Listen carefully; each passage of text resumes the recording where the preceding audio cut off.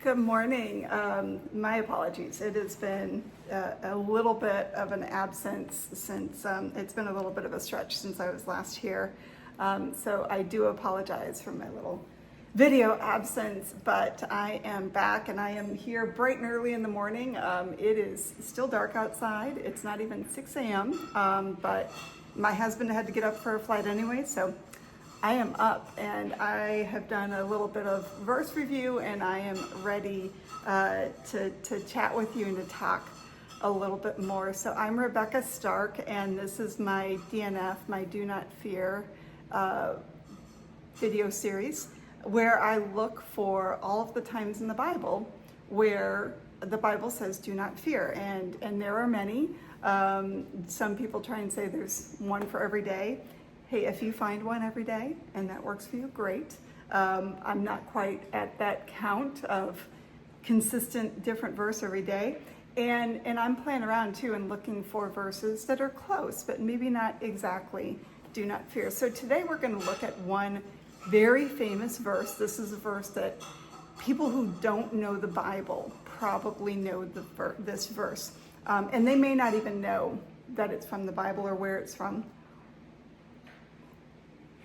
Sorry, early. Got to keep my coffee going. And what I did is I actually did a deeper dive. So the famous verse is Psalm 46:10. You all know this. The first part of Psalm 46:10 says, "Be still and know that I am God." And that's phenomenal. And I've actually referenced that verse before.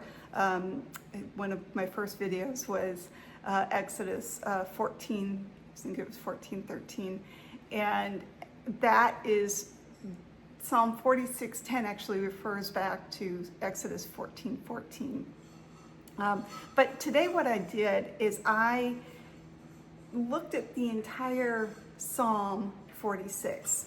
So sometimes I'll do that when I come across a verse. I say, oh, that's very interesting. Let's see the context. Let's see what's going on around that verse. And I expand and I say, all right, let's look at the whole of that chapter where we're coming from in the Bible.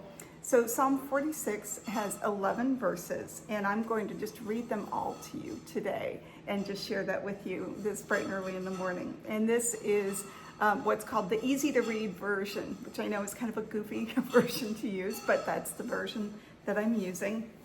By the way, I don't know if you pay attention to my little setup. I've shifted a little bit. I'll turn just a little bit so you can see this is this great big monitor that my husband's got. My husband's gone back to school and he just finds it's easiest to work here on the dining room table. A lot gets done around the dining room table. So I'm still here. I just had to shift my setup and come to you from this side. So Psalm 46:10, this is the easy to read version. And you will hear do not fear a lot in this psalm, so it's quite beautiful. So Psalm 46, God is our protection and source of strength.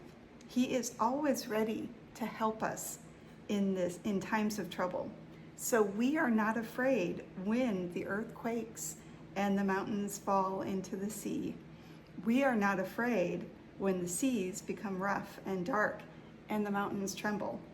There is a river whose streams brings happiness to God's city, the holy city of God Most High. God is in that city, so it will never be destroyed. He is there even before the sunrise. I smiled at that verse because it's definitely before the sunrise here.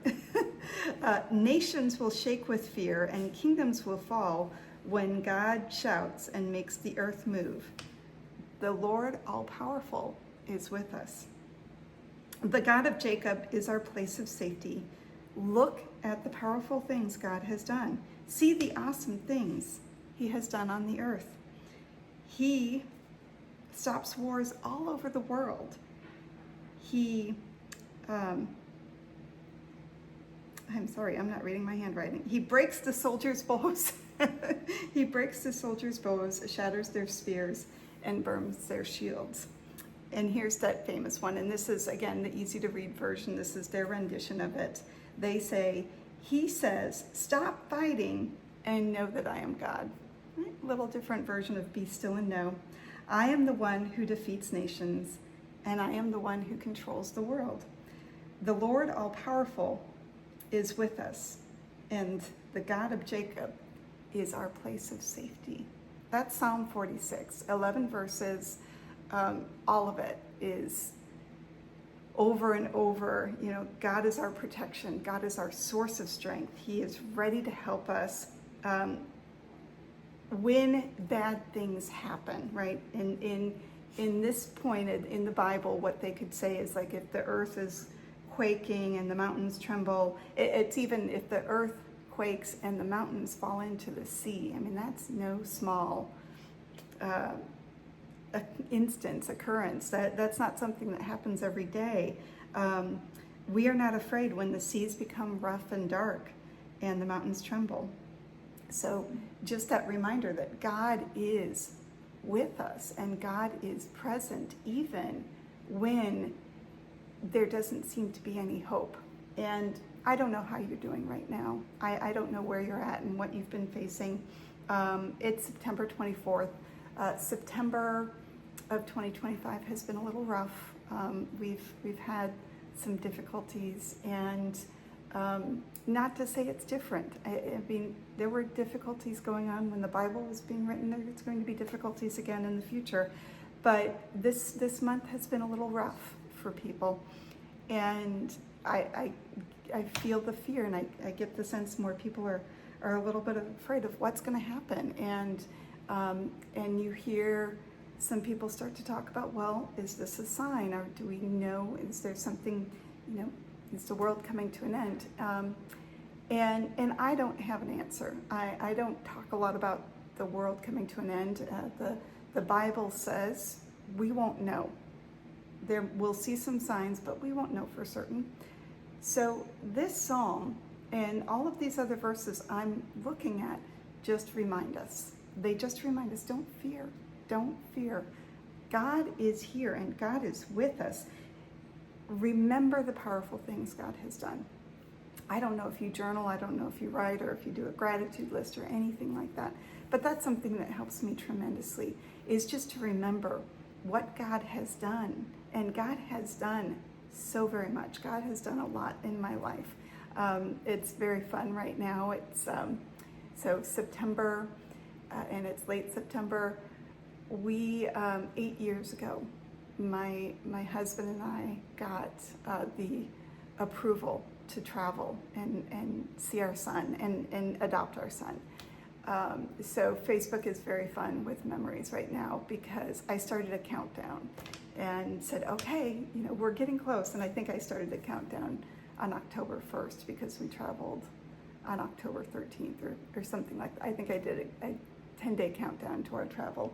So it's fun to see those memories and to know that there was a point in my life where I had no idea that I would have a son. I mean, I hoped for a child, but I didn't know how that would come about. And there was a point where, we had kind of given up hope. We didn't know that it would really happen because we were told that we couldn't have a child. So I didn't know how that was going to happen. So looking back and seeing how God worked this really wonderful, tremendous miracle in our lives and brought Patrick into our lives, it's amazing. And that's just one of many fabulous things God has done in my life. So I hope you do that as well. I hope you take a moment and you can look back and say, look at the wonderful things God has done. And part of what that practice does is you can say, well, if God has already done this, then why can't God do even more amazing things? And that's what this verse is kind of reminding, or this psalm is reminding us, is God has done some really amazing things in life. If he already has done them, can't he do any more? So I hope that's a little encouragement for you today. Take a little time, read through Psalm 46 on your own. Don't forget Psalm 46:10. Be still and know that God is. Thanks for tuning in. Have a wonderful day.